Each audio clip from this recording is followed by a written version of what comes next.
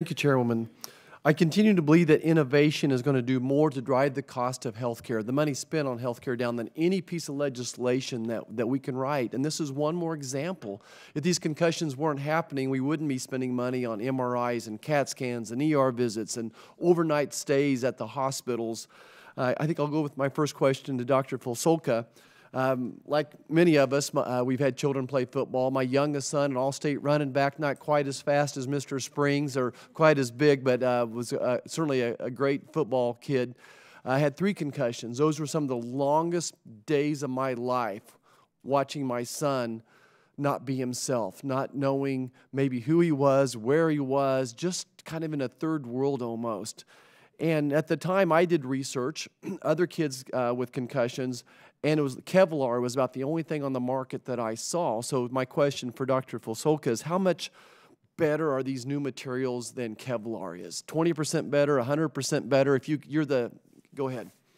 We had some, the measurements that we did in our challenge prize showed that, compared to baseline materials, the kind of foams that Mr. Kebschull mentioned, that they could improve impact, absorption, sometimes 80% better than what we saw in the sort of old technology.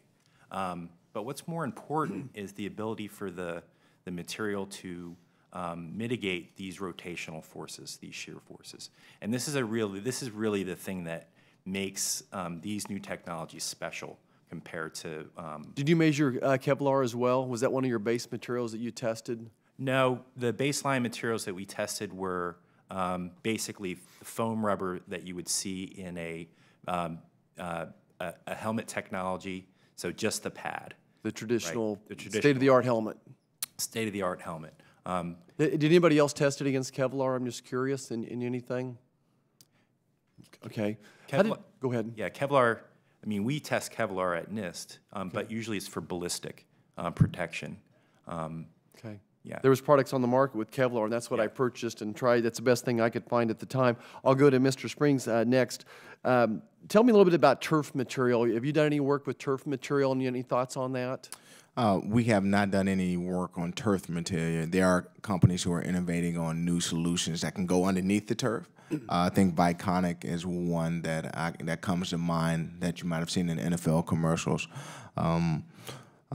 I would say they're one of the things that's important from our perspective as a startup company is there's innovation can be sparked in money, but the partnerships and learning from NIST and companies or Duke, when we won the Head Health Tech Challenge, working with Duke University and those guys holding our hand through the process was really good. So it goes beyond money. It's about the partnerships and the relations and the validation. Winning the award at Texas Medical Center as well, the validation helps. Certainly, from my experience, I think that 2/3 of the concussions I saw in football were related to the heads hitting, going backwards and getting hit. And I think that the incidence of concussions doubled when our high school went from a traditional field to a turf.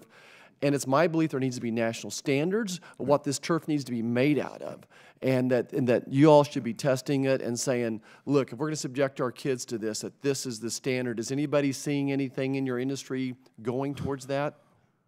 Well, I think it's there. You got to look at the turf. I think you also have to look at the rules of the game. I know that college at Ivy League, where some of Dartmouth was one of the first schools who actually took tackling out of practice and reduced concussions by 70%. So it's looking at the materials, whether the helmets being built, the surface that's played on, as well as the rules of the game. So I think it's a collaboration of all those things coming together. Is anybody else seeing as much work with the turf as they are with the helmets?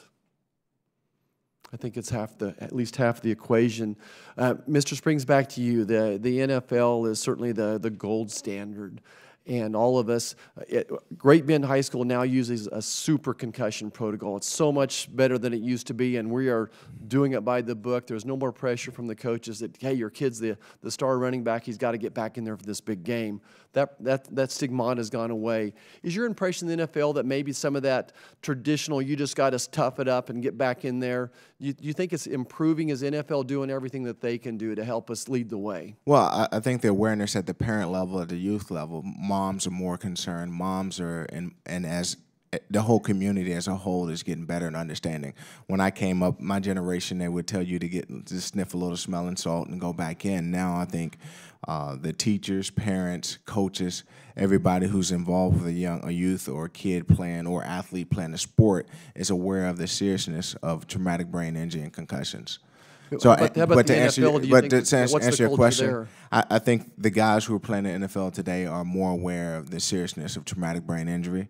We saw what happened a few weeks back when Cincinnati and Ryan Shazier was hitting the Steelers-Cincinnati game, and I think every player is aware of the seriousness of the sport and injuries, and I think the NFL is also doing its best and trying to educate the players as well. Chairman, can I have another minute since there's nobody else back yet? Yeah. Or we can go across the aisle and come back to me if you want to, if we have time.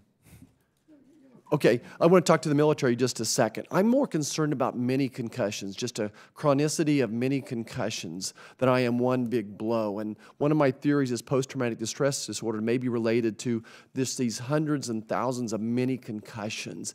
Have any of you done any research, or what are we doing for our soldiers to help with those many concussions? I think you sit next to a tank, or you're in a tank and that boom goes off, you can feel the force of it. Even though you have hearing stuff in, but there's got to be just some incredible forces going on. Anybody touch the military more so? Go ahead. We did a little bit of work with military helmets in our impact test lab and in our other research. And military helmets are, most of the effort that goes into designing military helmets is for ballistics. And I think impact protection is kind of an afterthought. I don't mean to be too harsh on the people who do those helmets. But they have multiple pads in them, and those pads are Velcroed in, so they're configurable. And you can imagine that in hot climates like Iraq or Afghanistan, the soldiers are saying, I'm going to go with just take several of the pads out of there, and I'll get a lot more ventilation. It'll be a lot more comfortable. So I think there does need to be more research done on military helmets with respect to impact protection and not just the ballistic protection. Okay. All right, thank you, Chairman. I yield back.